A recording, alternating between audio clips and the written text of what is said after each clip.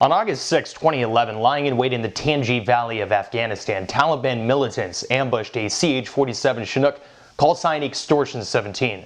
Aboard were 38 soldiers and one combat dog en route to an Army Ranger task force engaged in a nighttime pursuit. All 38 aboard died. An internal government investigation and its documents were recently obtained by the nonprofit Freedom Watch after submitting a Freedom of Information Act request. And Washington Times reporter Rowan Scarborough uncovered even more bizarre circumstances surrounding the mission than was previously known. Families of the victims have for over 2 years suspected, but now with good reason, the event was an inside job, a betrayal which led to the deadliest day in the global war on terror.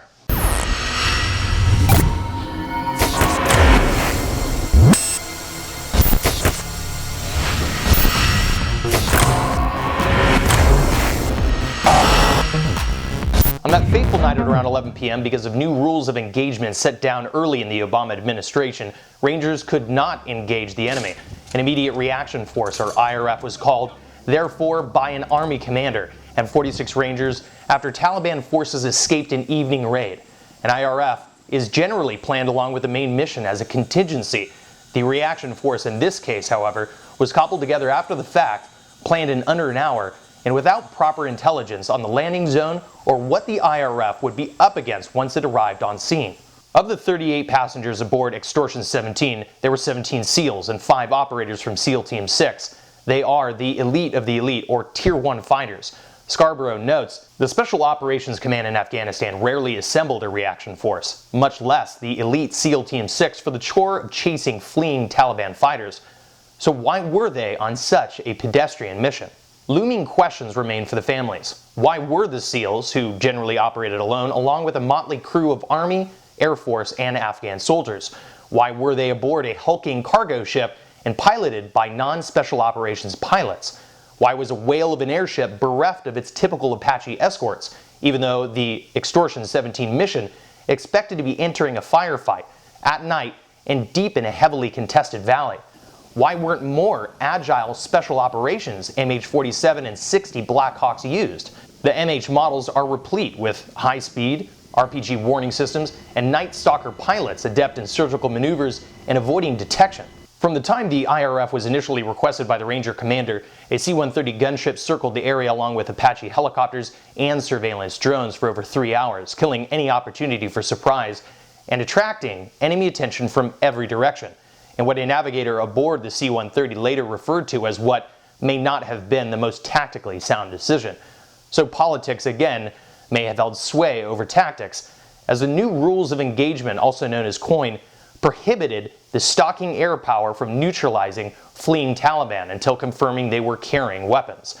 Evidently, 38 more men would be needed to make that assessment and up close. From Extortion 17's nearby forward operating base to the landing zone over 2 miles away from the original raid, it took 20 minutes, but when the Chinook arrived, Taliban fighters were surprisingly already lying in wait in their exact location.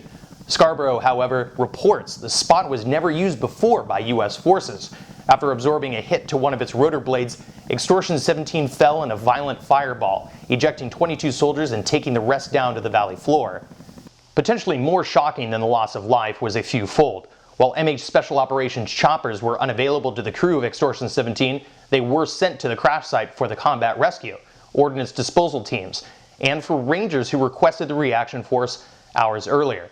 In addition, Extortion 17's black box was allegedly never recovered after a heavy rainstorm reportedly washed it away, even though the indestructible recorder is equipped with a homing device. And if that wasn't the kicker, according to Scarborough, families were given over 1,300 pages of maps, charts, briefings, and interview transcripts of task force commanders and planners connected to the incident. And what the families found horrified them. The original passenger manifest was incorrect. Some family members believe Americans were betrayed by the Afghan government. One reason they cite is that the Taliban had begun planting loyalists inside the International Security Force to kill Americans, a practice known as green on blue assassinations. According to Scarborough, the families suggest the discrepancies refer to Afghan soldiers, but military censors retracted any reference to the Afghanis. Yet when crash investigators asked senior leadership of the Joint Special Operations Task Forces responsible for the mission about the manifest, a commander acknowledged the 7 names were incorrect, but said he could not talk to the backstory of why.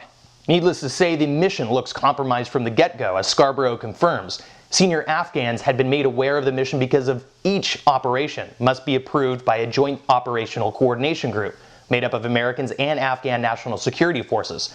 But a Central Command spokesperson declined to discuss the issue, refused to discuss an issue which began undermining U.S. and NATO missions as far back as 2008, and in 2012 accounted for over 15% of coalition deaths. In the run-up to the June 14 transfer of power to national security forces, it looks like the Taliban is still in the running for control of Afghanistan, which begs the question, is this what winning looks like?